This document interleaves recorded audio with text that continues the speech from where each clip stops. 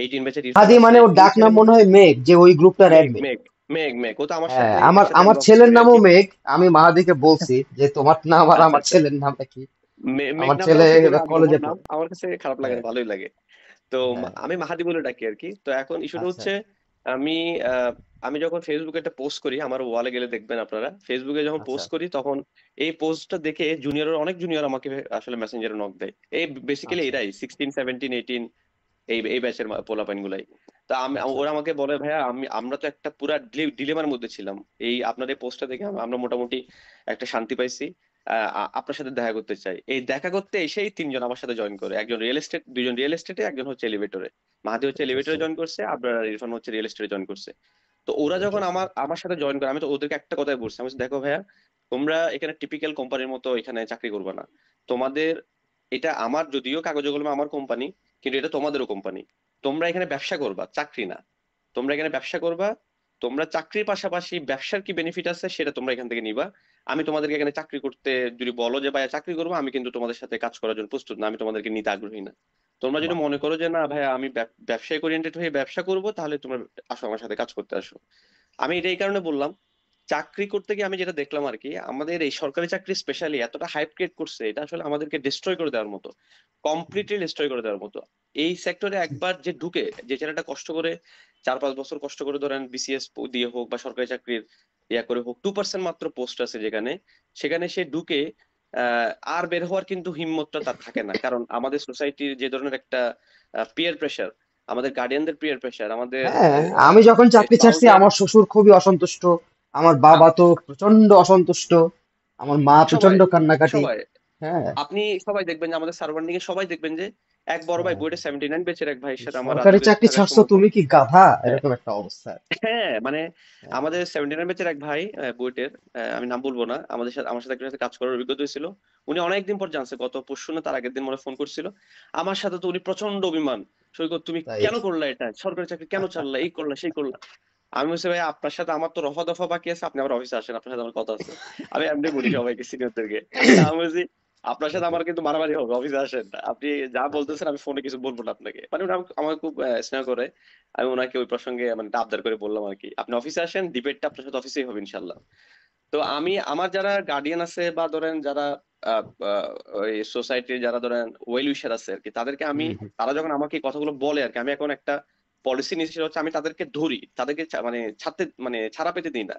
তাদেরকে বলি আচ্ছা, যে আচ্ছা। আপনি দাঁড়ান, আপনি মানে কথা উল্টা শেষ করবেন তাদেরকে না। কুইজের মধ্যে ফেলে দাও নাকি? না, আমি তাদেরকে এমন ভাবে ধরি, আমি বলছি আপনি আমাকে ক্যালকুলেশন করে দেখাই দিবেন কেমনে সব চাকরি করে মানুষ, কেমনে সব চাকরি থেকে বেনিফিটেড হয়, কেমনে সংসার এইসব চালায়। চাকরি থেকে হ্যাঁ। মানুষ ইয়া করে। ওরা কিন্তু আমাকে বলে কি সবাই যেমনে করে, আমি বলছি আপনি দাঁড়ান, আপনি যাবেন না, আপনি 5 মিনিট সময় দেন আমাকে। আমি কিরকম আপনি তো চিনেন জানেন, তাহলে কেন আমাকে একটা জাস্ট বলার জন্য বা একটা ওয়েলিশ করার জন্য, আপনি একটা কথা বলার জন্য বলেন আমাকে। আপনি তো ওটা পুরো আসলে ব্যাপারটা ওয়েল জানেন, উইশ কিনা? হ্যাঁ। আপনার তো উচিত ছিল আরো আগে আমাকে জিনিসগুলো ক্লারিফাই করা, আমাদেরকে, আমাকে বলতে বুঝেছে আমাদেরকে, হ্যাঁ। সবাইকে জিনিসগুলো ক্লারিফাই করা। কারণ একটা স্টুডেন্ট যখন বুয়েট হোক, চুয়েট হোক বা রুয়েট হোক পাশ করে, তখন কিন্তু তার ইন্ডাস্ট্রি সম্পর্কে তার কোনো আইডিয়া থাকে না। তো এক্স্যাক্টলি। তার উচিত হচ্ছে ইন্ডাস্ট্রির ব্যাপারগুলো, সিনিয়রদের উচিত হচ্ছে ইন্ডাস্ট্রির ব্যাপারগুলো ক্লারিফাই করা, যে ভাইয়া তুমি এখানে আসলে এই জিনিসগুলো ফেস করবা, এখানে আসলে এই জিনিসগুলো এক্স্যাক্টলি। ফেস করবা। এগুলো কিন্তু আমরা সিনিয়রদের কাছ থেকে ওভাবে কিন্তু পাই নাই, উল্টা পাইছি না, যেটা, আমি সেটা হচ্ছে আমি এই জন্যই ওভার 2000, গ্লোরিফিকেশন। হ্যাঁ তোমাকে হ্যাঁ, থামাই দিলাম, এক্সকিউজ মি। না ভাই প্লিজ যেহেতু বলেন। আমাদের 10টার মধ্যে আবার ক্লোজ করতে হবে এবং আমি 10টায় বেরোয় যাবো, আমার অফিসে 11টা মিটিং আছে। তো আমি প্লিজ। এই জন্যই 2020 সালে যখন কোভিড আসলো তখন থেকে জুম আসলো, তার আগে আমরা হয়তো জুমের সাথে এতটা অ্যাকাস্টম ছিলাম না।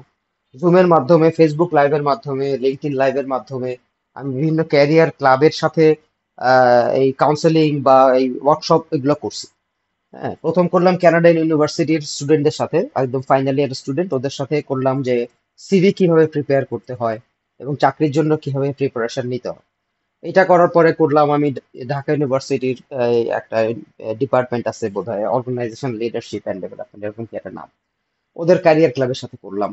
এরপরে আরো বিভিন্ন জায়গায় আমি করলাম এবং অনলাইনে আমার ট্রেনিং বিক্রি হতো। ওই সময় লার্নিং বাংলাদেশ নামে একটা পোর্টাল ছিল, এখনো আছে, বাট ওরা আইটি বেসড।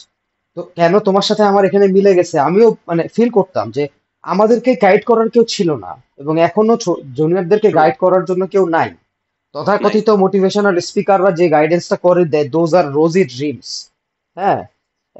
আমি নাম বলবো না মোটিভেশনাল স্পিকার কারা, আমরা খুব ভালো করে জানি। তারাও এইসব রোজি ড্রিমস দেখায় এবং এমন একটা ভাব করে যে তুমি আজকে এই ক্যাপসুলটা খাইলে কালকে তুমি সুপারম্যান হয়ে যাবা। ওইটাও ভুল। তো এটা এটা এটা রাইট। একটা লম্বা প্রসেস চাকরির জগতের জন্য নিজেকে প্রস্তুত করা, এবং চাকরির এই জগতে ঢোকার পরে যে কামড়া কামড়ি মারামারি, যে টক্সিক এনভায়রনমেন্ট, যে কম্পিটিশন, যে করাপশন, হ্যাঁ, এটা আমরা যদি মনে করি শুধু গভর্নমেন্ট সেক্টরে করাপশন, ওটাও ভুল। প্রাইভেট সেক্টরে আমি প্রচুর করাপশন দেখছি, প্রচুর লোকের চাকরি চলে যেতে দেখছি, প্রচুর লোকের আঙ্গুল ফুলে কলা গাছ হতে দেখছি, এবং আমি নিজে প্রচুর অফার পাইছি। এবং আমি যখন অফার গুলো ফিরিয়ে দিছি আমাকে বলছে আপনি আসলে সেলস এর কাজ করার যোগ্যই না। যে আপনাকে আমি হুম। এরকম একটা অফার দিলাম আর আপনি নিলেন না, আপনি সেলস এ কাজ করার যোগ্যই না। আই সেড সরি, চাকরি হচ্ছে আমার জন্য ওই সোনার ডিম পাড়া রাজহাঁস, ওইটার পেট কাইটা সোনার ডিম বাইর করে নিয়ে যাবো। I am not like that. তো হুম। এটা হচ্ছে আমার story.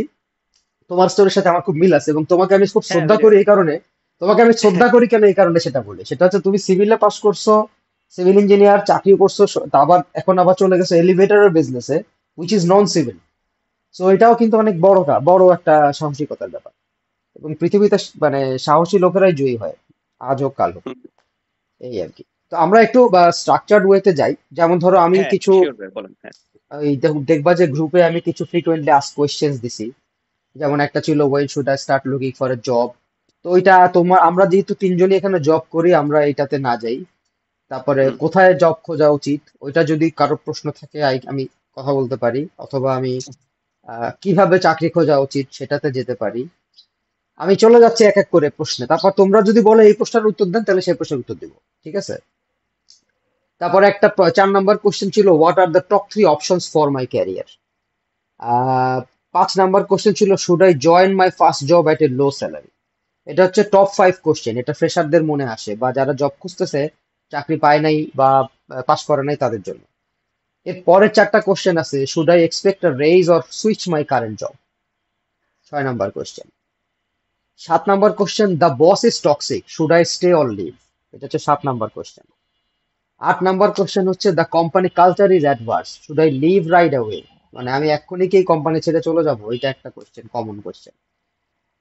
9 number question I am not getting recognition of my contribution should I react. এটা 9 নম্বর কোশ্চেন, যে আমি আমার কাজের স্বীকৃতি পাচ্ছি না, আমার কি করা উচিত। আর 10 নম্বর কোশ্চেন হচ্ছে what are my self actualisation parameters, কি কি থেকে বুঝবো যে আমি আসলে আমার কাঙ্ক্ষিত সাফল্য পেয়েছি বা পাইনি বা পাচ্ছি বা পাচ্ছি না। এই 10টা হচ্ছে কমন কোশ্চেন। এখন যেহেতু এখানে সৈকত, তার একটা জার্নি আছে, তার জার্নির স্টোরিটা খুব ইন্টারেস্টিং এবং খুব চ্যালেঞ্জিং। সৈকত, তুমি কি এখান থেকে কোনো একটা প্রশ্ন পিক করে উত্তর দিতে পারো? এটা সাদিদের জন্য হেল্প করবে, সাদিদ একজন একদম নতুন ফ্রেশ ইঞ্জিনিয়ার। সাদিদ।